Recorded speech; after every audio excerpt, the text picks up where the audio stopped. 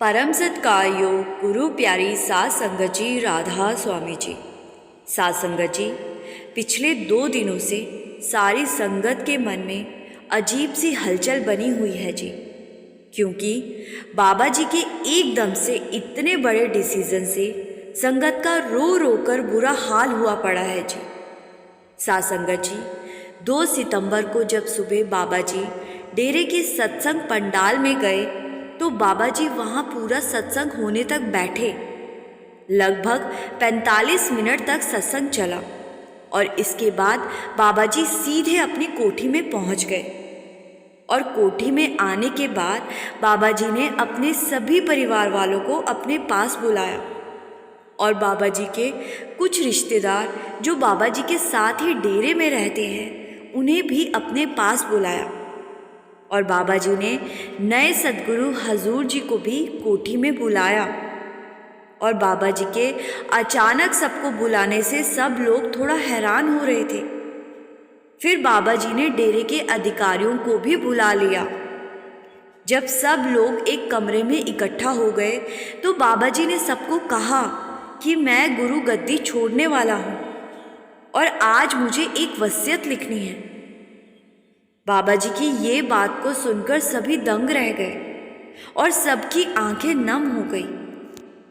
इसके बाद सभी परिवार वालों ने और अधिकारियों ने बाबा जी से पूछा, बाबा जी आपने अचानक इतना बड़ा डिसीजन किस लिए लिया? बाबा जी ने सबको समझाया कि मुझे बड़े महाराज जी का जो हुक्म हुआ है मैं तो उनके हुक्म की पालना कर रहा हूँ। ये डिसीजन बड़े महाराज जी का है, मैं तो बस इसको पूरा कर रहा हूँ। ये सुनकर परिवार वाले थोड़ा रोने लगे, क्योंकि सभी वसीयत लिखने का मतलब कुछ और ही लगा रहे थे। सब सोचने लगे कि कहीं बाबा जी हमसे दूर तो नहीं जाने वाले। जब बाबा जी ने सबकी आंखों में आंसू देखे तो बाबा जी ने समझाया कि मैं कहीं नहीं जा रहा। हजूर महाराज जी का हुक्म आया है, मैं तो वही कर रहा हूँ जो वो कह रहे हैं। मैं अभी कहीं नहीं जाने लगा। अभी तो मुझे आने वाले सत्संग और भंडारे भी संभालने हैं, वो सब मैंने ही तो करने हैं। बाबा जी वहाँ कमरे में मौजूद सब लोगों को समझाने लगे कि अगर आप ही रोना शुरू कर दोगे तो संगत को मैं कैसे समझाऊंगा। बाबा जी ने सबको प्रेम से समझाया कि आप लोग बिल्कुल चिंता ना करें। उसके बाद बाबा जी के द्वारा एक वसीयत बनाई गई और वसीयत में आने वाले सद्गुरु हजूर जी को डेरे का संरक्षण नियुक्त किया गया। बाबा जी बोले कि मैं तो अपने कंधों का बोझ हल्का करने जा रहा हूँ, मैं अभी जाने वाला नहीं हूँ, इसीलिए आप भी चिंता ना करें और संगत को भी आप ही लोगों को समझाना है। सात संगत जी, इस डिसीजन के बाद जो कुछ हुआ वो तो आप सबने भी देख लिया होगा, कैसे अफवाहों का बाजार गर्म हो गया। कहीं से खबरें आने लगी बाबा जी कैंसर की वजह से गद्दी छोड़ रहे हैं, तो कहीं से खबरें आने लगी कि 3 सितंबर को नए सद्गुरु की दस्तार बंदी होनी है। इन्हीं अफवाहों के चलते 2 सितंबर शाम तक 2 लाख से ज़्यादा संगत डेरे पहुंच चुकी थी और 3 सितंबर वाले दिन सुबह सत्संग के समय पंडाल में 3 लाख से ज़्यादा संगत मौजूद थी।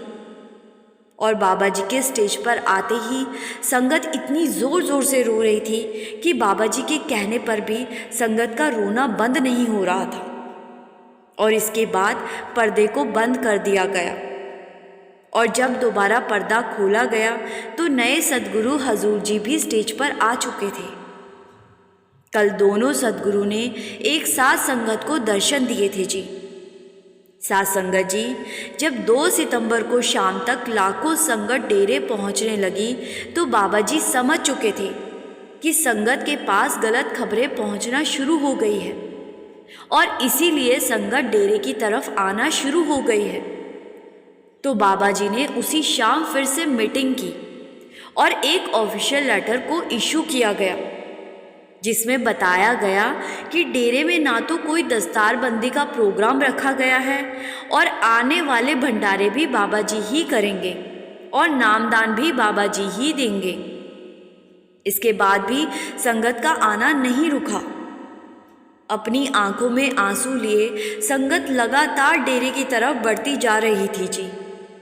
आपने भी कई न्यूज़ चैनल पर फुटेज देखी होगी जिसमें न्यूज़ रिपोर्टर डेरे के बाहर और रेलवे स्टेशन पर संगत से पूछ रहे हैं कि उनके अचानक डेरे में आने का मकसद क्या है, क्योंकि अभी ना तो कोई भंडारा है और ना कोई और प्रोग्राम।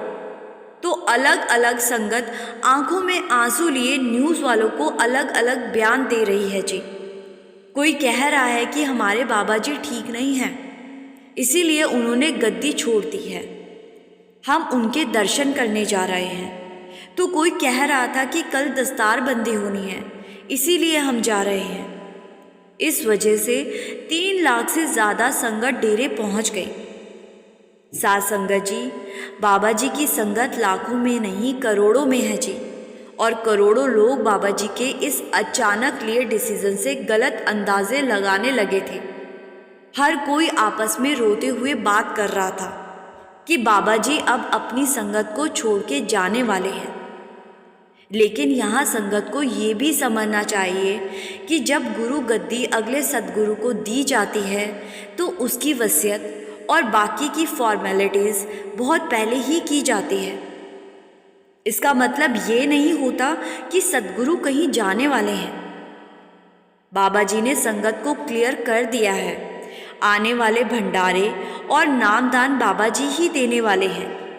बाबा जी बस अब विदेशों में सत्संग फरमाने नहीं जाएंगे। विदेशों में नए सद्गुरु हजूर जी जाया करेंगे जी। गुरु जब हमारे दरमियान आते हैं तो शरीर रूपी चोला पहनकर ही आते हैं, और शरीर उम्र के हिसाब से ही साथ देता है जी। बाबा जी ने तो ऐसा करके अपने कंधों का बोझ थोड़ा हल्का किया है। डेरे में होने वाले सत्संग और नामदान बाबा जी ही फरमाएंगे, और नए सद्गुरु हजूर जी बाबा जी के साथ बैठा करेंगे जी। और अब से स्टेज पर 2 कुर्सियां लगाई जाएंगी। कल 3 सितंबर को भी जब बाबा जी सत्संग पंडाल में स्टेज पर पहुंचे थे तो वहां 2 कुर्सी लगाई गई थी जी। एक पर बाबा जी बैठे थे और दूसरी कुर्सी पर नए सद्गुरु हजूर जी बैठे थे। ऐसा अब आने वाले भंडारों में भी होगा जी। संगत से बेनती है वो अपने मन से या दूसरों के बहकावे में आकर किसी भी तरह का गलत अंदाज़ा ना लगाएं जी। बाबा जी पहले की तरह संगत के लिए अपनी सेवा करते रहेंगे जी। साथ संगत जी, इस खबर के साथ मैं आपसे विदा लेती हूँ जी। कमेंट में राधा स्वामी लिखना मत भूले जी। और संगत के इस चैनल पर पहली बार आई हैं तो उनसे विनती है, संगत के अपने चैनल रूहानी सफ़र को सब्सक्राइब कर इस चैनल का एक हिस्सा ज़रूर बनिए जी। गुरु प्यारी साथ संगत जी, राधा स्वामी जी।